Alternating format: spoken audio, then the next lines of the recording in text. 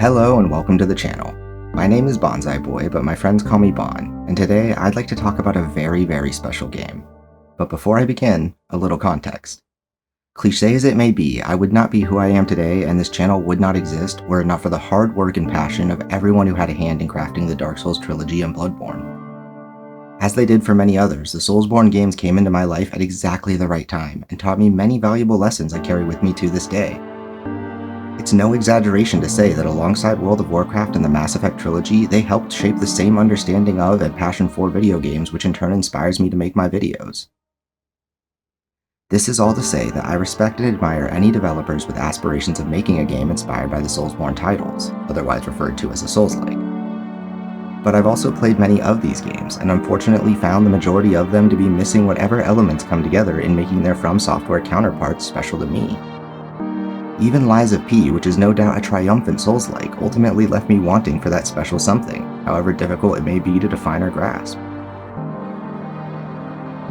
While I don't know that I'm any closer to expressing what truly makes the Souls games special, I know beyond a shadow of a doubt that the team at AgroCrab Studios have found, refined, and delivered that special something in another Crab's Treasure. But before I go any further, I just want to give thanks to everyone who had a hand in making this wonderful game. Nothing, and I mean nothing, has ever quite recaptured the feelings of the Souls games for me like this unassuming underwater adventure. And in your success, I am reminded that the future of the art I love is in good hands despite the state of the games industry at present. So thank you, and I hope you enjoy the video. Another Crab's Treasure is first and foremost a loving tribute to From Software's catalog of fantasy action RPGs and the Souls-like genre. But make no mistake, it's also an endearingly original game that riffs on the formula in unique ways while remaining entirely its own. Yet somehow, it in many ways felt to me like the first true successor to the Dark Souls trilogy. Now having said that, I would like to focus the majority of this video on the things that set this crustacean-themed adventure apart from its genre contemporaries while retaining all that makes the From Software titles so special. Because it is in those differences that I feel Another Crab's Treasure truly captures the magic and originality that made me fall in love with Dark Souls over a decade ago. So let's get to the most obvious way in which this game sets itself apart from other Souls-likes, the cute and colorful underwater presentation which stands in direct contrast to the grimdark fantasy of the Soulsborne games. Despite this charming and original style, it manages to capture much of the scale and underlying ideas that have always been at the heart of the formula. To begin with, let's talk about our protagonist and setting. Another Crab's Treasure follows the journey of Krill, a young hermit crab who has his shell unceremoniously stolen at the start of the game. This sets in motion all of the events that follow as Krill goes on a long and arduous journey to recover his home while battling with his own personal struggles and fears. At first glance, the game may appear to be a child-friendly cartoon adventure, but on the contrary, this is very much a dark and introspective story for adults, given levity by the cute and satirical presentation. The same goes for the setting. You see, the major theme underlying the entire game from its plot to its world design is the pollution of our oceans. Nearly every part of this underwater world is littered with trash of all kinds, from cigarettes and glass bottles to different colorful varieties of plastic and netting. Furthermore, it's all realized with such a beautiful attention to detail that ironically enough, I feel a bit gross calling it beautiful given what's depicted. The theme of pollution goes even further still. The main city is a reference to cancer-causing chemicals, the characters all live in and consume different types of trash, and they have a celebratory parade when the garbage island passes over, raining down even more trash. This also extends to even the game's mechanics. Krill's primary weapon is a discarded rusty fork, almost every shell he can wear is some kind of trash, and instead of souls, the primary currency of the game is microplastics. And speaking of currency, the other prominent theme is the satirizing of capitalism. The various sea creatures are part of a capitalist economy which trades in the previously mentioned microplastics, hence their obsession with and love of trash.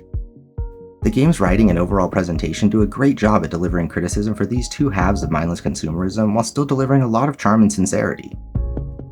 However, in the back half of the game, things start to get surprisingly dark and introspective, with a somewhat bittersweet ending I won't spoil. I was honestly quite impressed with how effortlessly this game was able to swing between biting satire, silly puns, and deeply personal struggles. And I was even more impressed that it managed to pull all of this off. The story does start off light, but deepens significantly as the game goes on, and by the end, I was almost in tears. That said, it still has a great sense of humor and had me laughing plenty. So with the premise established, I'd like to talk about the parts of the game I found best capture its brilliant blend of innovative and inspired gameplay, the combat and level design. Within these two elements of the game, I feel Aggro Crab really demonstrate their immense talent and creativity. While neither the combat nor level design can quite rival the scope of that found in the best of their AAA counterparts, the amount of variety on offer and the mastery with which both elements were executed is truly stunning. And even more impressive still is they show a deep understanding of what makes those same systems satisfying in the Soulsborne series of games. Now let's get on with it and talk about the combat, since I'm sure that's what many of you are most curious about. For starters, Krill, as mentioned earlier, uses a fork for his single primary weapon. It has a pretty basic moveset at first, but that expands quite a bit as you unlock different skills, and one in particular which changes the moveset entirely. Krill can also have up to 2 adaptations equipped at any time, which are unique skills gained from defeating the various bosses. Where combat really shines, however, is in how shells work. Shells in this game operate as shields with a variety of stats, interactions, and special powers. They also have a durability meter, or shell health, which determines how much damage one can take before shattering and sending our little hermit crab tumbling. The weight of a shell also determines how fast Krill can move and dodge, as well as offering one of multiple different shell spells. These range from turning a glass jar into a pointed death trap to firing magic confetti from a party popper, and so much more. I found these various shell spells particularly interesting, and as such focused my build on the magic stat, or MSG, to get the most out of them. There's also a handful of unique interactions with shells, my favorite of which being the ability to roll around in basically any shell with a shape that could feasibly roll. I cannot stress enough just how brilliant the entire shell mechanic is. From its incredibly thematic nature and interactions, to its unique twists on health and durability, Another Crab's Treasure has taken the shieldless nature of Bloodborne, flipped it on its head, and ended up with a completely original mechanic that fits perfectly into the Souls-like formula. I know this is incredibly high praise, especially for an indie game made by a small team of mostly junior developers, but it's just the truth. Shells as a mechanic in Another Crab's Treasure are as innovative and inspired as weapon transforming was in Bloodborne. Now hopefully, I've made it clear the amount of variety and depth on offer in the combat, but what about the challenge? After all, this is a Souls-like. Well, as I said earlier, I really do believe Another Crab's Treasure is the first game to actually deliver on the promise of a Souls-like experience for both fans and first-timers. I've heard it said by multiple outlets and creators that the game isn't very difficult, but as someone who finds very few games to be properly challenging, I strongly disagree. While the game certainly isn't as brutal as FromSoft at their best, the game was more than capable of killing me with relative frequency despite my thousands of hours spent with the genre. Now I do have to admit that as a bit of a self-imposed challenge and just for my own fun, I tend to play just about any single-player RPG as a glass cannon. That is to say, I vehemently refuse to put stats into survivability or health, with only a few exceptions. So while I can't comment on what it's like to play Another Crab's Treasure with a more casual friendly build, I found it was actually really well balanced for how I chose to play. I suspect that for other genre veterans, the game could be a bit easy without similar self-imposed challenges, but I digress. The real achievement, though, is how the game both satisfied my desire for a fun and engaging challenge while simultaneously offering a variety of assist options to adjust the difficulty for less experienced players. And as a cherry on top, these assists include a hilariously overpowered gun you can give to Krill on loan from a fellow indie game protagonist. And now with combat out of the way, I'd like to talk about the other element I believe is responsible for making Another Crab's Treasure such a faithful yet original take on the Souls games, the level design. Now, as many of you are probably well aware, one of the major hallmarks of Souls-like levels are the clever shortcuts which bring the player back around to a previous bonfire or create a much easier path back to your current position. While many games understand and try to incorporate this shortcut-driven exploration, I believe the team at Aggro Crab Studios have taken this a step further and managed to nearly recapture the grand connected nature of Dark Souls 1 that has been absent from the series ever since. And no level demonstrates this better than the Flotsam Vale with its incredible use of verticality.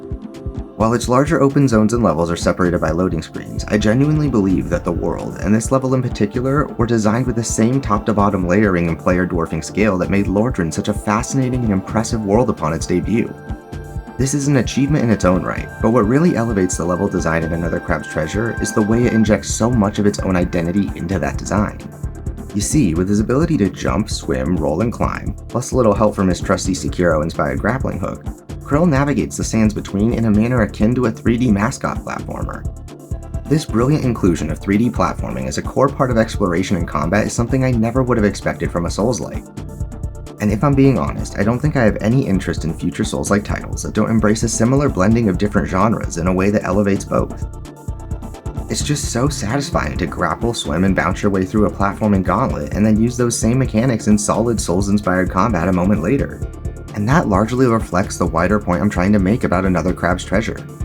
While the game is chock full of references to the FromSoft titles and riffs on them in clever ways, that on its own wouldn't make the game nearly this special.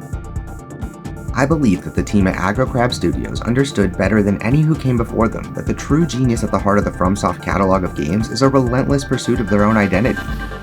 Inspiration, no matter how sincere, can only get you so far as an artist. It is only when you take that inspiration and let it shape a creation which is unflinchingly your own that you can make something truly special. And that's exactly what the developers who made this game have done. Every element of this world, every facet of its gameplay, environment, and narrative is informed by the premise of Dark Souls featuring a hermit crab.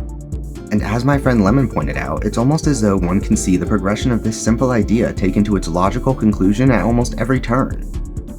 In their commitment to this concept, the developers found ways to make virtually every piece of the game reference the experiences of real people, the design language of Dark Souls, and this entirely original theme in all its silliness, sadness, beauty, and terror. I believe wholeheartedly that the reason Another Crab's Treasure is truly such a magnificent game is because it was crafted with the same spirit of innovation that made the games which inspired it such focused works of creative excellence. And so it is with that in mind, I can confidently say Another Crab's Treasure is a loving tribute to everything that inspired those who made it, a deeply inspired and brilliant work of art in its own right, and one of the few games I believe to be a true masterpiece. Thanks for watching. If you liked this video, be sure to check out my others, and don't forget to like, subscribe, and ding the little bell if you want to be notified when my next one goes live. I also stream 5 days a week starting at 12 PM Pacific Standard Time, both here on YouTube and on Twitch, so stop by if you want to talk games or just see what I'm currently playing. Links to my Twitch channel and Discord down below. Thanks again, and see you next time.